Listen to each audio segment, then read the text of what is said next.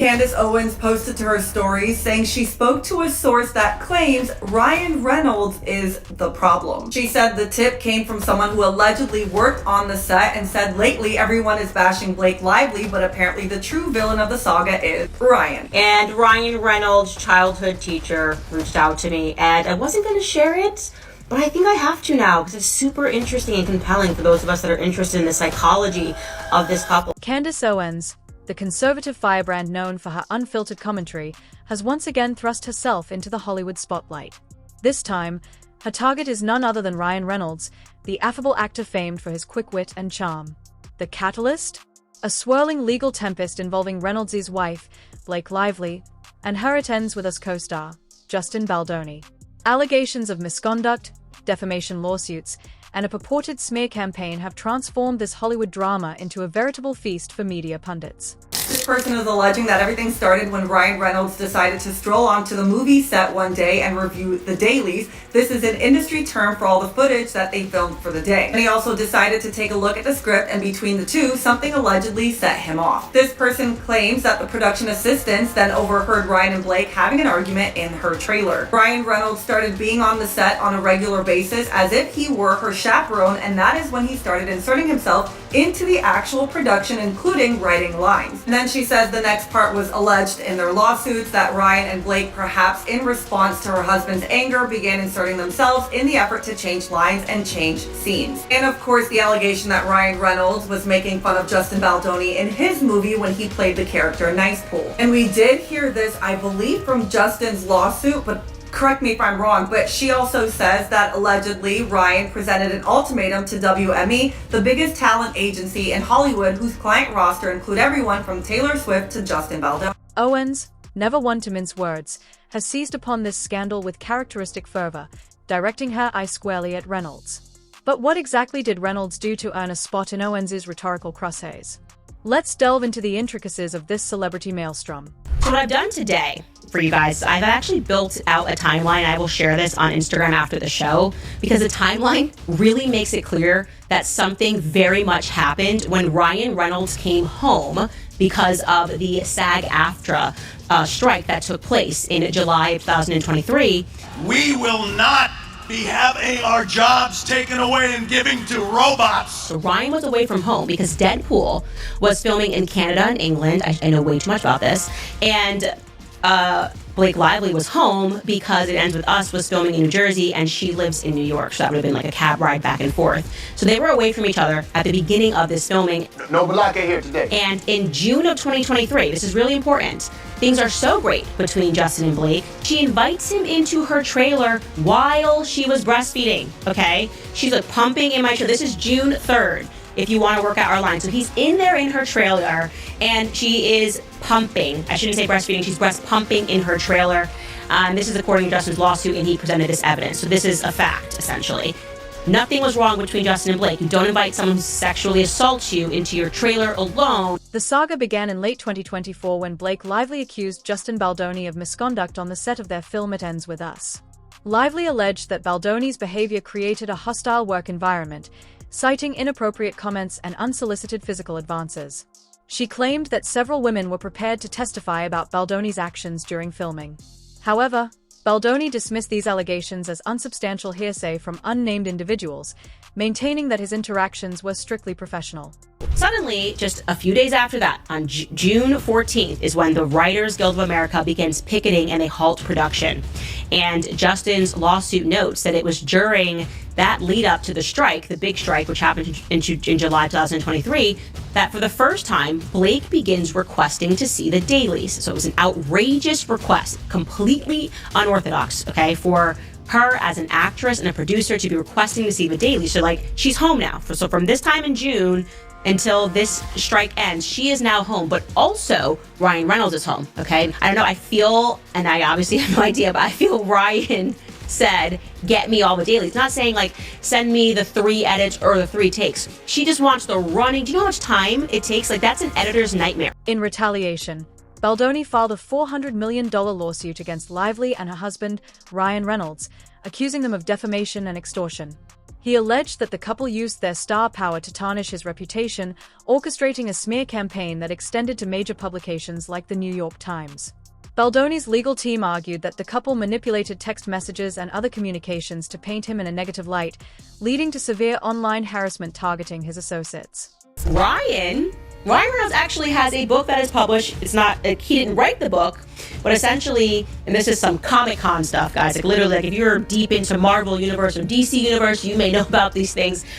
I definitely did not know about these things, but they create these books, essentially, about all of the movies, and they're sort of these art books. This one's called Marvel Studios, Deadpool and Wolverine, The Art of the Movie. Essentially what that is, it's a gallery of never-before-seen artwork, this is the description, and exclusive lithographs, and in-depth interviews with the creative team. And so they sit down with these characters and the people that created them, and they ask them questions. And I am scared. I am so scared. So I'm going to read you directly what Ryan had to say when they sat down with him to discuss Nice Boy. Enter Candace Owens, never one to miss an opportunity to insert herself into a high-profile controversy. Owens seized upon this Hollywood scandal, directing her eye squarely at Ryan Reynolds. During an episode of her show Candace, she suggested that Reynolds should be deported back to Canada, labeling his alleged actions as high treason. Owens claimed to have received a tip from someone who worked on the set of It Ends With Us, alleging that Reynolds' insecurities led him to interfere with the film's production, ultimately contributing to the legal fallout.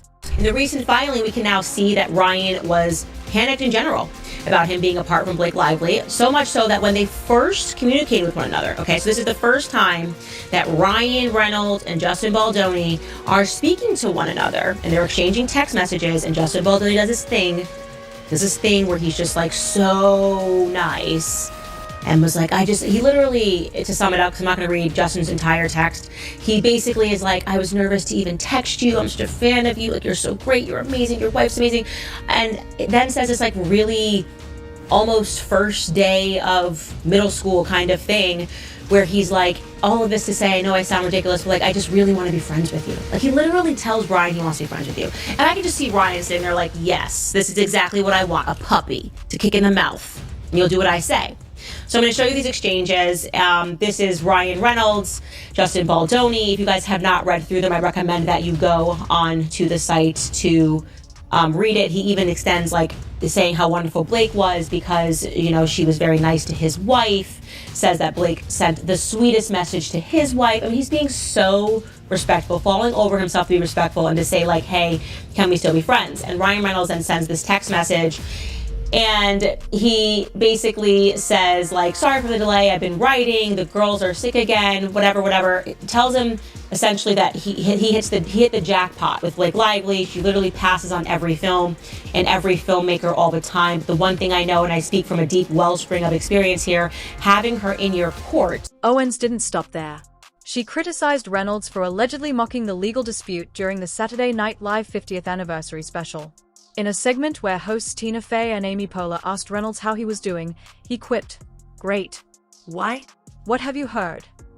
Owens interpreted this as a veiled reference to the ongoing legal drama, accusing Reynolds of using humor to deflect from serious allegations. She tweeted, "Everyone, it's not okay that you used Hollywood actors to ruthlessly bully and humiliate someone under the guise of Deadpool jokes. Ryan Reynolds.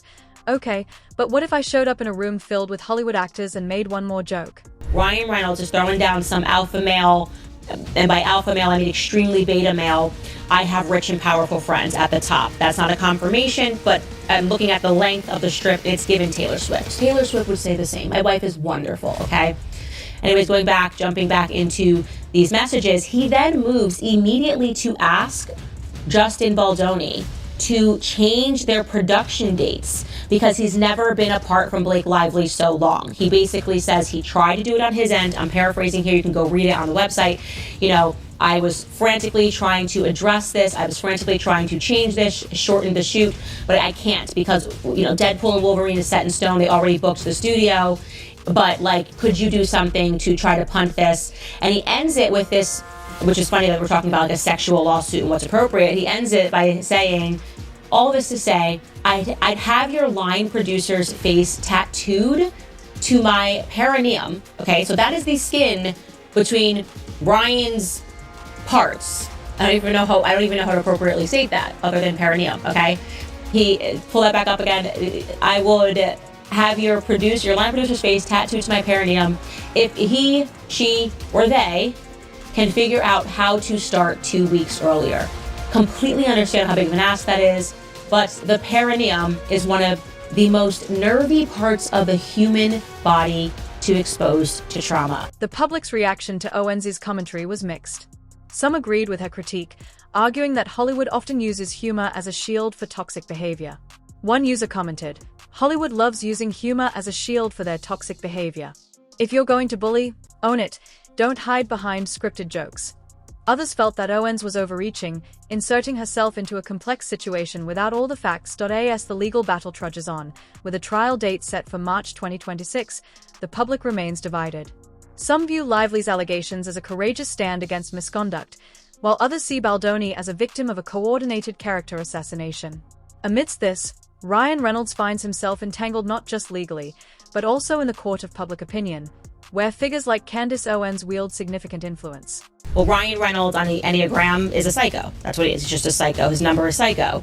And we had suspected, just by piecing together everything, that he didn't want Blake Lively to be away from him. Remember, I built out the timeline and I worked through it, and I realized that, oh, this is interesting. Like, Ryan Reynolds is filming at the same time as Blake Lively. He's also doing his Wrexham football stuff. And they're basically apart. And I'm sure he popped back a few times. But for like 4 months, scheduled to be apart in a different country. And yeah, I felt that Ryan was kicking up some dust because he didn't want to leave Blake Lively alone with Justin Baldoni because he's away in the UK. And then I was positing that perhaps when he got home, he was either reading her text messages, reading through the dailies, reading through the script, and he just decided, okay, you know what? This entire production needs to be halted. I don't trust my wife, okay? And my strongest inclination for that was the fact that on the day that the SAG-AFTRA strike ended, on the day that both of them had to go back to work, meaning Ryan had to go back to film for Wolverine and Deadpool, Wayfarer gets that shocking email of demands, and basically their production gets suspended while Ryan gets to go in the UK and feel confident knowing that she's not going to see Justin Baldoni until he's back. In the end, this saga serves as a stark reminder of the complexities inherent in the #Me Too era, where allegations can swiftly lead to public trials by media and pundits alike. As for Owens, her latest target has provided ample material for her brand of sharp, unrelenting critique, ensuring that the intersection of Hollywood and political commentary remains as turbulent as ever. At least aware of why his quote-unquote best friend, Ryan Reynolds, was writing in all of these lines, especially because we did the timeline and we showed you that this was not initially supposed to be a part of their principal filming. And then they went back and they did some filming after the SAG-AFTRA strike, and somebody had admitted that they had done all of that dog pool filming. I said dog poo, that too, dog pool filming at the very end of the movie. So it's interesting. It's very interesting. Hugh would have known exactly what his best friend was thinking, especially because it wasn't a part of the larger plot of the movie. Hugh Jackman was also in the now infamously cringe It Ends With Us promotional skit that had nothing to do with promoting the movie, which was about domestic violence, where Ryan directed it and he brought in his mom and Blake was in the background. We learned that. But he also brought in his best friend because he just wanted a little bit of A-list power there. And when you're really obviously trying to be a high school bully, you want to be like, we're the cool kids and you're nothing. What better way to make him uncomfortable than to promote his movie? Candace Owens isn't just stopping at Ryan Reynolds. She's making it her personal mission to call out what she sees as Hollywood's hypocrisy. She has framed this entire situation as yet another example of elites protecting their own while throwing others under the bus when convenient. According to Owens, Reynolds is just the latest celebrity to get tangled in a web of legal and social consequences, and she's openly questioning whether the justice system will actually hold him accountable or if Hollywood will shield him the way it has for so many others. No. It's not every day a guy gets to interview the love interest of his best friend's wife, and the guy trying to replace Ryan as a husband and me as his best mate. Holy What the hell are you doing messing with my best buddy's wife? Sir, I have no idea what's happening at all today. And so I also want to remind you that Hugh Hefner then appeared at the It Ends With Us premiere. Again, not his movie, Kind of weird that he's hitting the red carpet with them. He obviously knows what is going on, what would that conversation have been on the way to the premiere, as they made Justin Baldoni go really, really early and then stuffed him in the basement. Again, this was all just meant to be a power display, and Hugh Jackman played a role in it. He did. So he was one of the unnamed dragons, if you will, in all of this. And it looks like for that, he is being awarded for his contributions with a deposition. All right, so check out this headline. You can see the Daily Mail. It says, surprising new twist in Blake Lively, Justin Baldoni legal battle as Hugh Jackman is pulled into the saga. And then it tells us that according to a source, Hugh Jackman is going to be deposed before the trial because Baldoni's legal team wants to get the full scope of Reynolds' conduct during the time that It Ends With Us was being filmed. The insider also told the Mail that, quote, Hugh will be deposed if this goes to trial. There is no way that he cannot. Baldoni's legal team is doing everything they need to get a full scope of Ryan's conduct during the time that It Ends With Us was filmed. Owens took to her podcast to double down on her claims, calling Reynolds a smug liberal who loves to preach morality but conveniently forgets about it when his own house is on fire. She accused him of hiding behind humor, using his public persona as a defense mechanism instead of addressing the serious accusations against him and his wife. "This is how Hollywood works," she ranted. "They joke, they deflect, they gaslight the public into thinking nothing happened, until they can quietly move on to the next blockbuster film." Ryan Reynolds' bromances, his various bromances over the years. We've talked about him and Jake Gyllenhaal, and obviously this has been a bromance that has been very much thrown in the public space. Ryan's kind of perpetually highly publicizing his bromances is something that I find to be quite strange, right? Mostly because he's a 48-year-old man, Ryan Reynolds. He has 4 kids. And he seems to dedicate a lot of time and resources, like financial resources, to trying to convince the public that these bromances are perfectly normal. And we're not really asking for that convincing. Like, I don't need people to convince me that guys can hang out with one another, but he feels like he has to make that effort.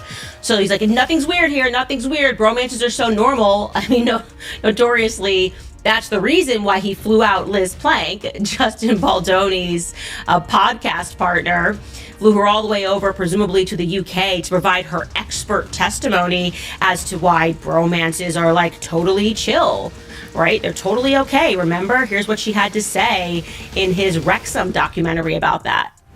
The definition of the word bromance is just, it's a platonic relationship between 2 men.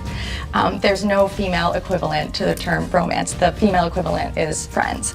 And so the fact that we need a term to describe 2 men going out to dinner, I think, is very revealing about what men are allowed or are not allowed to do, and how much self-policing there is when it comes to their relationships with other men. So bromance is almost this permission for men to connect and to show love to each other because it's like a joke. Her audience ate it up. Social media erupted with heated debates over whether Owens had a point or was simply using the controversy for clout. Some conservatives rallied behind her, arguing that Hollywood actors like Reynolds have been given a free pass for far too long. Others pointed out that Owens is known for stirring the pot and questioned whether she actually had any real insight into the case. Meanwhile, Reynolds has remained relatively quiet about the whole ordeal. Aside from his subtle jab on Saturday Night Live, he has largely avoided direct commentary, letting his lawyers handle the messy details. But that hasn't stopped the internet from speculating. Has the usually untouchable Ryan Reynolds finally met his match? Is this the beginning of a larger unraveling for one of Hollywood's most beloved figures? Or is this just another media circus that will blow over once the next scandal takes center stage? Only time will tell. But if there's one thing certain in this mess, it's that Candace Owens isn't letting up anytime soon.